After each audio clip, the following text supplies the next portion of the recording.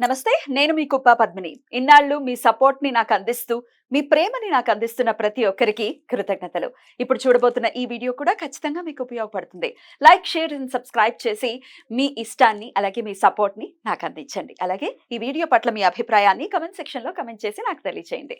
నమస్తే. నమస్తే. Welcome to our channel. నేను కుప్ప పద్మిని. ప్రస్తుతం మనతో పాటు ప్రముఖ ఆధ్యాత్మికవేత్త, ప్రముఖ ఆస్ట్రాలజర్ అండ్ న్యూమరాలజిస్ట్ శ్రీమతి తనిష్క గారు మనతో పాటు ఉన్నారు. మాట్లాడదాం. మేడం నమస్తే మేడం. నమస్తే అమ్మా. మేడం ఎవరి జన్మ జాతకంలోనైనా వక్రించి ఒకవేళ గ్రహాలు ఉంటే ఎట్లాంటి ఫలితాలను ఇస్తాయి అనేది మీ ద్వారా తెలుసుకోవాలనుకుంటున్నాను. చాలా అక్యురేట్ గా చెప్తూ ఉంటారు మీరు. అవును.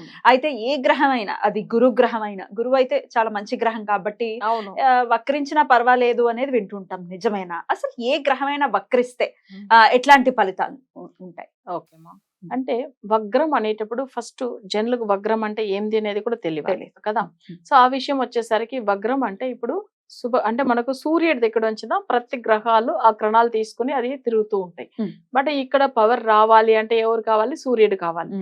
సో కొన్ని ఇప్పుడు సూర్యుడు ఎప్పుడు వగ్రం కాదు, చంద్రుడు కూడా వగ్రం కాదు. ఇది విషయం చాలా మందికి తెలియదు. బట్ అయితే ఇంకో విషయం ఏంటంటే రాహు కేతులు కూడా వగ్రం అయితే చూసి ఉంటారు. ఎప్పుడు వక్రంలోనే ఉంటారు. మాక్సిమం వాళ్ళది ఏంటంటే అలా ఉంటారు. కానీ కొన్ని జాతకాల్లో చాలా పవర్ఫుల్ గా వగ్రం అయ్యారని కనిపిస్తాయి చక్రంలో. సరే ఇవన్నీ కూడా ఎందుకంటే కొంతమంది నమ్మరు, ఇవన్నీ ఎట్లా వగ్రం అయితే ఆల్రెడీ వాళ్ళు రిటర్నే కదా తిరుగుతున్నారు అట్లా అని అంటారు. కానీ సూర్యుడికి దూరంగా ఉన్నప్పుడు వీళ్ళు పుట్టినప్పుడు ఏమైతుందంటే ఆ గ్రహాలు ఆ కిరణాల మీద పడకున్నప్పుడు వగ్రం అవుతుంది.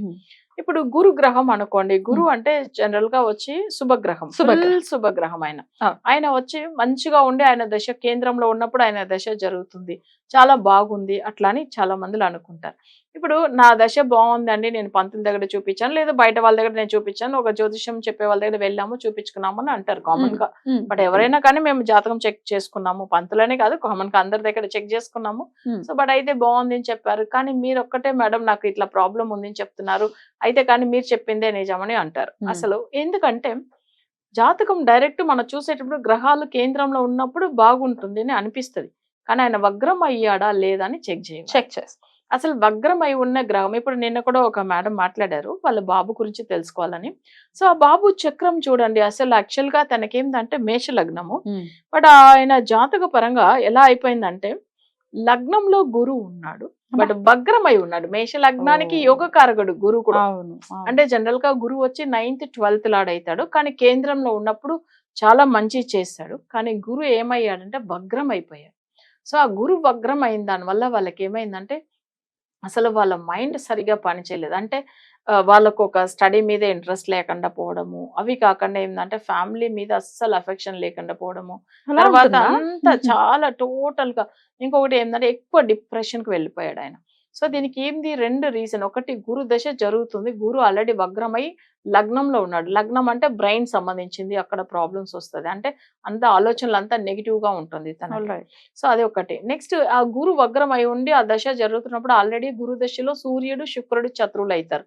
బట్ ఆ పంచమ స్థానం ఏంది? మైండ్ సంబంధించింది. అప్పుడు ఏమైతుంది, మన మనసు సంబంధించింది, మన మెదడు సంబంధించింది, రెండు బాగుంటేనే ఒక మనిషి నార్మల్ గా ఉంటాడు. బట్ ఇక్కడ ఆ దశలు చూడండి, గురు దశ జరిగినప్పుడు ఇంత తెలివి లేకుండా ఉంటారా, లేదు ఇలాంటి పనులు ఎందుకు చేస్తారు అని అనిపిస్తుంది. అంటే అబ్బాయి అసలు అనవసరమైన ఖర్చు పెట్టడము, తర్వాత ఏమైందంటే అసలు తను ఏం చేసినా తనకి అర్థం కాలేదు, ఏం ఖర్చు పెట్టారని ఇంట్లో కూడా చెప్పకుండా పోవడం, ప్లస్ దేని వల్ల ఇంత సఫర్ అవుతున్నారని కూడా ఏ విషయమైనా ఇంట్లో వాళ్ళు షేర్ చేసుకుంటేనే పేరెంట్స్ కు తెలుస్తుంది. కరెక్ట్. కానీ ఇక్కడ ఏమైతుంది, తనకు అవి కూడా చెప్పాలని కూడా అనిపించలేదు. ఎందుకంటే తను ఏమో తప్పు చేసినట్టుగా ఫీల్ అవుతున్నారు. కానీ నిజంగా చెప్పాలంటే తనకు ఆ గ్రహాలు ఆ దశ బాగాలేనప్పుడు అంతా సఫర్ అవుతున్నారు తను. అంటే ఇందులో చూడండి, ఒక గ్రహం వగ్రమై ఉన్నప్పుడు దాంతో మాంది అయిన శని కూడా లగ్నానికి వచ్చేసింది. ఇంకా సమస్యలు ఎంత ఉంటుంది చూడండి వాళ్ళకు. సో అట్లా ఉన్నప్పుడు జాతకంలో మనం ఇవన్నీ, వాళ్ళు కూడా ఎన్నో పూజలు చేశారంట, ఎన్నో చేసాము, ఎక్కడెక్కడో తిరిగాము, కానీ పని చేయలేదు. ఎందుకు పని చేయలేదు అంటే ఒకటి వగ్ర గ్రహాలకు, తర్వాత మాంది గ్రహం. సో మాంది లగ్నంలోనే ఉన్నాడు. ఈ గ్రహాలు ఉన్నప్పుడు ఏమైతుందంటే వాళ్ళకి అస్సలు పని చేయదు మా. ఇప్పుడు గ్రహాలు చూడండి, వగ్రమైన గ్రహాలు అంటే బుధుడు కానీ, గురువు కానీ, లేకపోతే శని కానీ, కుజుడు కానీ, ఇవన్నీ వగ్రం అవుతుంది. సో అప్పుడు వగ్రం అయినప్పుడు వాళ్ళకి చూసారంటే నార్మల్ గా వాళ్ళకి ఇప్పుడు 7th లో కుజుడు ఉంటే అసలు మంచోడు కాదని చెప్తాం. బట్ వగ్రమైన కుజుడు ఉంటే ఆ దశ ఉంటే ఇంకా సమస్య ఎక్కువైపోతుంది. అప్పుడే వాళ్ళకి కుజదోషం ఉందని, అంటే కుజ దశ జరుగుతుందని రెమెడీ ఫాలో అవుతారు. కానీ ఫలితం ఉండదు. సో ఇప్పుడు ఈ విషయం మనం చెప్పామనుకోండి, అసలు మీరు ఎన్నో గుడికి వెళ్ళారు, తిరిగారు, పూజలు చేశారంటే అవును అంటారు.